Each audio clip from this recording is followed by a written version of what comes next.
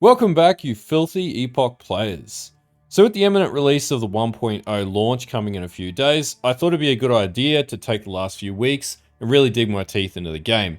Mainly because I didn't want to put out videos without knowing enough about the game so that I can provide, I guess, the guidance for newer players that they might be looking for around what to play and different mechanics. So in doing this, I've had my wins, I've had my losses. As per normal, I have failed at a great many builds, but had some really good builds play out as well. So I think I've got a good enough grasp on the endgame now to really give you an idea of what might or shouldn't work when you start on the 1.0 launch. With that in mind, I've put together a list of builds that you could give a go in the 1.0 cycle start that won't be highly expensive builds, that won't be anchored on too many uniques or uniques at all, and will allow you to progress through to the end game so you can experience monolith farming, arenas or dungeons, any content that you want to dig your teeth into on launch. So anyway, let's get into 6 beginner builds that you could try in the 1.0 last Epoch launch. Okay, so the first build off the ranks is by a creator by the name of Chazinomaha. And basically this is a minion build because last Epoch does minions really well compared to basically every other game out there, and I'm sad to say even PoE cannot get minions right, but last Epoch does. So why is this a good build for league start, or sorry, cycle start? Well, simplistically, the gearing required on this build and shown in this guide and in the build planner is a little more upper tier. It can be scaled really easily earlier on, and this build is actually really good at taking down bosses.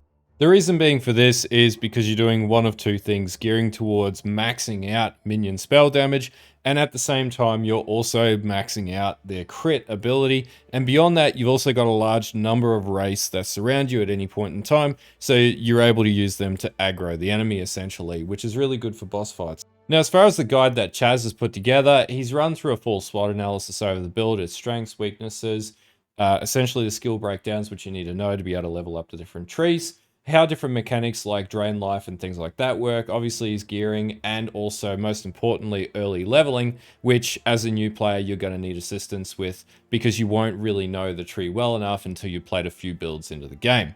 But as an overall, just an enjoyable build. I was also talking to stream about this one. It is quite a good build on a new cycle, mainly because damage output. But if you're looking for a more interactive minion build that isn't just having a minion farm running behind you, this is definitely one of the builds worth looking at where you actually have to click the button and do something. So definitely number one of what I'd recommend as a solid beginner build to get into the game and really learn last Epoch with. Okay, so the next build is actually one that I'll probably be playing from launch and will probably do some form of a build guide in my own sort of playstyle because I changed it up a little bit and added smite into the build. But it's the Holy Trail Paladin. Basically, you're taking Javelin Toss. There's a node in Javelin Toss that allows you to leave a holy burning trail, and then you're scaling the absolute metric, like oblivion, out of fire and ignite fire and fire dot and elemental damage over time. And in the middle of that, basically you're throttling every single defense stat known to mankind, including life, including armor, including life regeneration. We're capping out your resistances to the point where basically you throw your spear and it has a quick cooldown, and basically let Holy Trail just eviscerate everything in front of you. Now, one disadvantage with this build is obviously that you're going to have to move around strategically in some instances while you wait for your Holy Trail or your Javelin Toss to regenerate and or cooldown, sorry. But if you can get around that, it's actually a really good build. Now, I took this into empowered monoliths with no sweat, beat every single boss up to that point, no sweat. It did really well in leveling up as well, super consistent.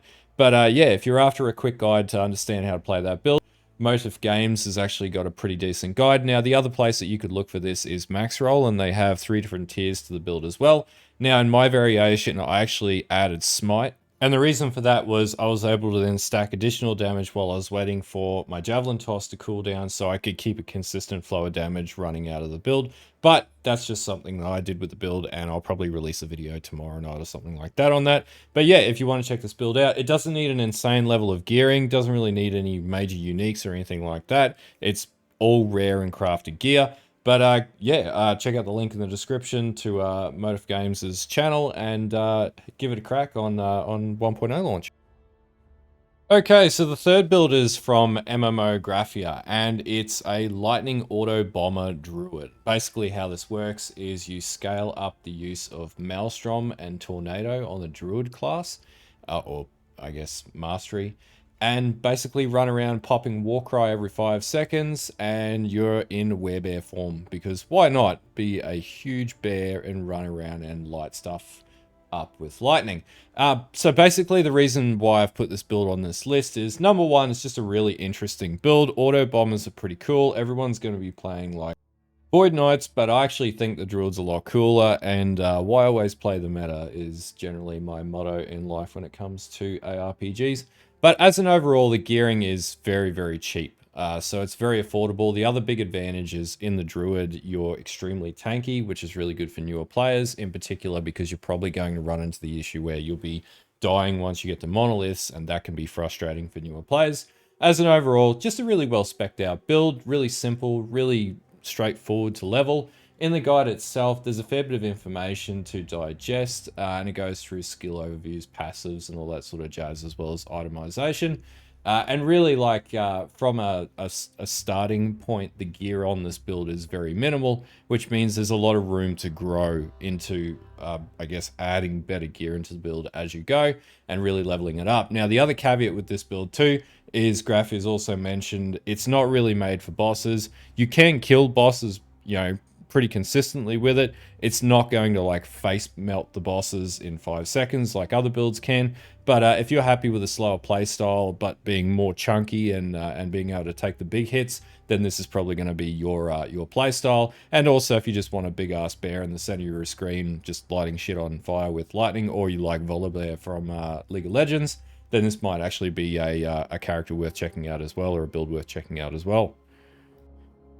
Okay, so the next build is the Warpath Spellslinger Paladin from Osprixx, and basically how this works is it's a spin and wield build that uses Warpath or Cyclone or Whirlwind, whichever game you play. They all got a different name for it. And then from that point, you trigger Smite and Divine Bolt, and that just auto casts. So this is more or less a one-button build. For those of you who don't feel like clicking more buttons, this build is perfect. So this is a really tanky build. It is on the Paladin. Basically anything you play on the Paladin is super tanky. At least at an initial beginner level, it's going to get through pretty much everything you needed to get through. It's not designed for bossing, but it will get you to empower monoliths pretty consistently. It's a really good build for first-time players, and this particular guide is also made for safe leveling in hardcore as well. So you could play this if you really want to play hardcore, this build could actually work. Now, as far as the gearing, it's a really cheap sort of gearing setup, so there's no crazy unique or legendary items or anything like that. So it's very, very achievable. And Osprixx has also provided a full written guide on the Last Epoch Build Guide's website as well, which I'll put in a link in the description to all of that below as well, and his video as well for this one. Just overall, really consistent build, really easy to approach from a beginner 1.0 start scenario, and is just like go watch Netflix and hold down one button as you play sort of build, which to be honest with you is my favorite kind of play style. But yeah, anyway, Warpath Spellslinger, check it out. Okay, so the next build is from Thyworm, and it's the Lightning Blast Runemaster. Now, for a second there, I didn't even think the skill was called Lightning Blast, and then I looked at it, and it legit is called Lightning Blast, and I'm like, that's cool. I like that. I'm definitely going to play this build, or a variation of it. Anyway, so what is this build? Basically, you're running around maps, and you are literally lightning blasting your way through everything. It's very much like an old school Enki's Arc Witch from Path of Exile, for you Path of Exile players out there. But yeah, more or less from a build standpoint, like super cheap. You can use Woven Flesh, which drops off the first boss when you get to monoliths. And then beyond that, basically all the gear is just scuff gear in the build planner. So very easy to achieve, which means that makes it very easy to scale up later down the track on the Runemaster. As the creator Thyworm says in the video, like, he's playing this build because it's fun. It's maybe not the best build out there, but it's a good starter build for new players. It is pretty smooth at mapping as well. It has a low gear requirement, and there is actually a written guide as well if you follow the links in his video in the description. And it reached about 150 corruption in empowered monoliths too, which for anyone who doesn't know anything about monoliths yet, like the average for like sort of moving into endgame build is about 200 corruption. So that's not too bad, considering it was on scuff gear. So it's got a lot of room to grow, and also you can get creative with it and gear it up with better uniques and all that sort of jazz down the track. But as an overall, just a really amusing build. I could not put a spellcaster build in this list. And here we go. This is my 5th recommendation. Okay, so I never usually put 6 in these videos, but this one's like a notable mention almost, and it's from Gringo Gaming. So this isn't like a new concept build or anything like that. It's just a really cool build. It's a goddamn Hammerdin. Like, how could you not put a list out there without a Hammerdin build in it? Anyway, so Gringo Gaming's, I guess, variation of the build, super cheap, uses a skill called Hammer Throw. And basically, that's as simple as that. You can level up Hammer Throw so it splits out and shoots in every direction. Now, there are different ways you can scale up Hammer Throw. So you can do, like, you know, for example, bleed variations and things like that.